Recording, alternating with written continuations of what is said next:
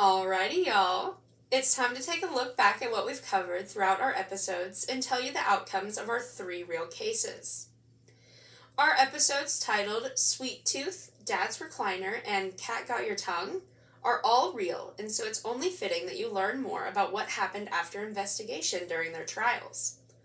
We'll go in episodic order here as well, so we are starting today with Sweet Tooth, or the case of Cordelia Botkin. Cordelia was indicted on October 28, 1898, and was subsequently arrested in her hotel room at Victoria Hotel. It is said she packed her suitcase so full it took 3 officers to carry it, just out of spite. I felt that one. I mean, why wouldn't you?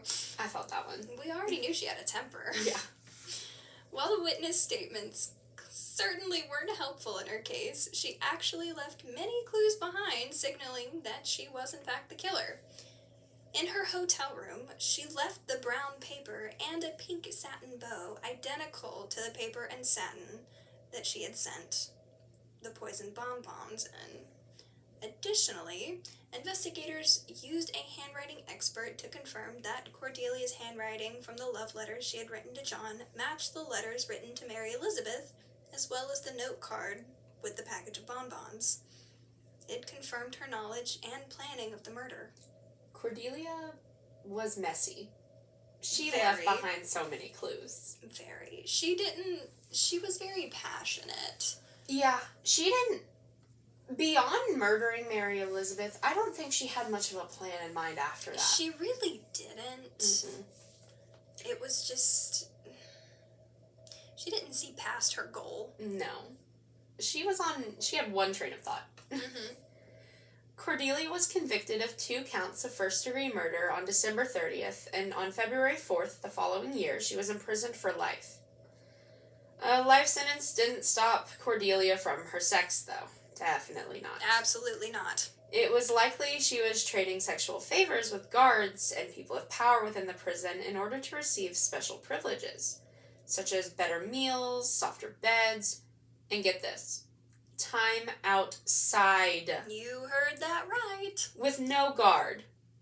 This was discovered because the trial judge himself saw Cordelia once while shopping. This could never be officially proven, though, because nobody would ever admit to what was going on. I mean, would you? If you were involved in that? Probably not. I wouldn't. Cordelia even attempted a retrial on August 2nd. However, it came to the same result. Any of the original trial records for this case were lost in the San Francisco earthquake and fire of 1906. A double whammy. A double whammy. Cordelia would eventually die in San Quentin Prison in 1910 due to softening of the brain. In modern medical terms, they believe she was essentially died due to depression, likely brought on by the death of her son.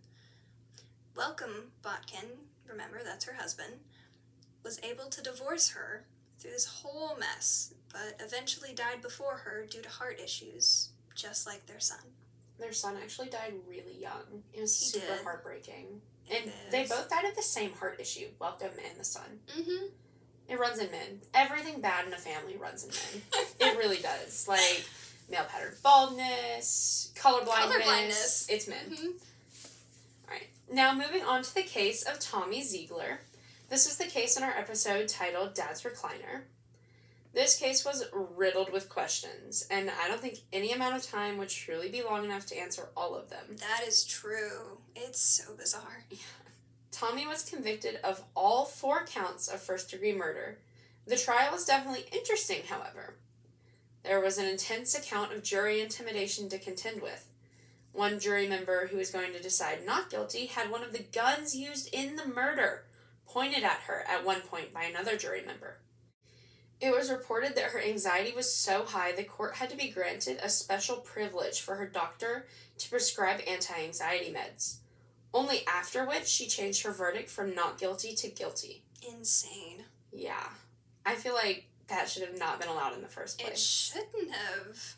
I don't know where some logic went, No idea. but... The prosecution also insisted that whoever killed Perry would have been covered in his blood, And initially, at the time of the trial, they could only use blood type as a forensic measure, and type A blood, Perry's blood type, was found all over Tommy. However, recent forensic testing and advanced technology shows that the blood on Tommy's shirt belonged to Charlie Mays, not Perry. Interestingly enough, the blood on Charlie's shirt was tested positive for Perry's blood. When this was brought to light, the defense for Tommy Ziegler requested a retrial. However, they were denied because the judge said that the probability of the outcome of the trial changing was slim to none.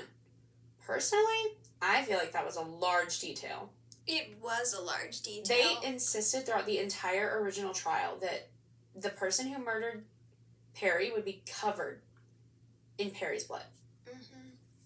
But he still would have been sentenced for the others. Oh, absolutely, yeah. So, I kind of see where the judges went with it, but at the same time, that's a pretty big detail. Especially if they insisted upon it the entire trial. Exactly. And just to make this more interesting, the defense asked for multiple appeals and were turned down every time. Before the trial, they'd asked for more time to prepare the defense and were turned down. When the verdict came from the jury, they had agreed on 4 counts of first-degree murder. The judge overturned the sentencing and sentenced Tommy instead to death row. It was supposed to be 4 life counts. Is it all that surprising after all that information that the judge and Tommy were witnesses on opposite sides of a case before the trial? Dun dun dun. The defense tried to urge the judge to recuse himself, but they were again denied. Surprise, surprise. Yeah, I don't think the defense got anything they wanted in this case. No, not a single thing. Yeah. Ooh, but it was rough. Alright, now for our big doozy case, Jeff West and his hard-to-place murder of his wife, which was told in our episode titled Cat Got Your Tongue? The current COVID-19 pandemic has slowed Jeff's trial considerably. Despite being arrested in 2018, Jeff spent 3 years in Shelby County Jail before going in for a surprisingly short trial on November 17th of 2020. The trial only lasted a week. A week to decide if this man was guilty or not. It's insane, especially with all of the details. Mm-hmm. But it's similar to the Ziegler case. The defense spent a lot of effort trying to convince the judge not to move so quickly. The manner of death in Kat's case is still medically labeled as undetermined, believe it or not, which was a large point for the defense that led to the change in charges. Jeff had originally been charged with murder. However, the prosecution made an offer to the jury asking if they would consider a lesser charge, reckless manslaughter. Now, it's interesting because I had heard from little bits of interviews from the prosecution after they had finished the trial, and one of the prosecution lawyers was like, well, obviously we would have preferred a murder conviction. And I was like, where are you going with this? You're just going to go ahead and admit you didn't have enough evidence to say this man's a murderer. Right. It's one of those, I get it. You're on the opposite side. You're trying to prove this man did it. Yeah, you have the burden of proof. But you don't have to have that air of arrogance around you. It was insane. Okay. I lost my point. The judge approved. Thank you. You're welcome. The judge approved the prosecution's request for a lesser charge, and the drop in charges made the defense think it could be possible to get Jeff off even easier. They put in a request for the charges to be lessened again to criminally negligent homicide, which would drop Jeff's crime from a felony to a misdemeanor. And it would even mean he would get off with time served. Mm-hmm. However, this judge denied the request. Not surprising, since quotes that I had found from the judge himself, too, also believed Jeff was guilty from the beginning. Yeah. Jeff pleaded not guilty when facing these murder charges and did not waver, even when he was offered an Alford plea deal from the prosecution in the beginning of the trial. He turned the plea deal down immediately, quoted by his defense attorney saying, "I cannot say that I'm guilty of something that I didn't do." If he had taken this deal and the judge had approved, he would have been let out soon with 2 years probation. Yet, he remains his innocence at every turn. The jury was in deliberation for only 5 hours before they came back with their verdict. Guilty. 5 hours? We've researched this case since September. Mm-hmm. And still have not made a decision. I cannot say that this man's guilty. There's just so much unknown.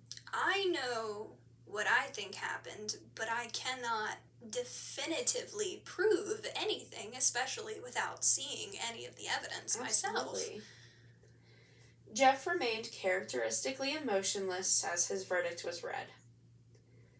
This, to me, just says that's kind of just the man he is. That wasn't a guilty act or anything. Exactly. It was just one of those... It's how he is. It's just him. Following the trial, his bail was $500,000. Which is ridiculous. But it was revoked, and he was held in jail until sentencing. During sentencing, the bickering between defense and prosecution did not stop. They argued over semantics, like if the bottle of absinthe should be considered a deadly weapon or a dangerous weapon. Which is a difference. Apparently. It's like cause of death and manner of death. Exactly. They're similar. But they're not the same. They're not the same. There's different degrees. Surprising to absolutely no one, the judge sided with the prosecution, and Jeff's sentence was set at 16 years, minus the 3 years he'd already served. At least. Yeah. As it stands right now, Jeff will serve his time in the Alabama State Prison until 2034. Unless his March 2021 appeal is approved by the district attorney. This could result in an overturned conviction, an uphold of sentencing, or a sentence reduction. Now, with this case, what I've concluded is those two had a lot to drink. Yeah. They were definitely out of it, and it is confirmed on both sides that they did get into an argument. So it is possible that it did turn physical. They did find signs that Kat had sex that evening, but they found no signs of sexual assault. And I mean, There was also speculation that what they found on Kat was not belonging to Jeff. Wasn't it unconfirmed? Mm-hmm. Yeah, the semen found, on her wasn't even confirmed as Jeff's. Exactly. But part of that may have to do with the fact that it was, 26 degrees outside at night. Yeah. So it probably just froze and they weren't able to determine it. That's a fair point. But what I think happened is he just doesn't remember. And even if he does, he may just have blocked it out. Yeah. Police actually, mostly Jeff's defense, tried to take a turn and turn it toward Kat's, database of fans. Yes. They tried to turn it towards them and see if maybe a man online had gotten jealous of Jeff and Kat's relationship. However, they kind of dropped that really quickly, saying there wasn't much they could do with her fan base. Right. The police said that they did, thoroughly investigate this as a possibility, but in an interview, when it was brought up, the chief of police kind of brushed it off as that's not really what happened. Which isn't really what you're supposed to do in a case. And even, many of, interviews from the police department, and a lot of people who cover this case, they slut-shame Kat for her side business. They do. But she was making a lot of money. Her subscription was $15.99 a month. Oh, yeah. She was making bank. She had over 200 subscribers, I believe. I do not remember. She had 50,000 Facebook followers, but on OnlyFans she had a couple hundred, and so you do that math, because that's some nice income right there. We're not math-based people. No. But even we know that's a lot of money. Oh, yes. All right. Whew. Well, it's been a joy for us to go over all of these episodes with you of Till Death Do Us Part. We're very thankful for all of the support you've given us, and it's finally time for us to have our final goodbye. It's bittersweet. Make sure to subscribe down below for any possible future updates and make some chatter in the comments section. Tell us your thoughts, your theories, anything related. All of our socials will be linked down below if you'd like to get a glimpse into our personal lives. And please wish us luck for our final grades on this final project.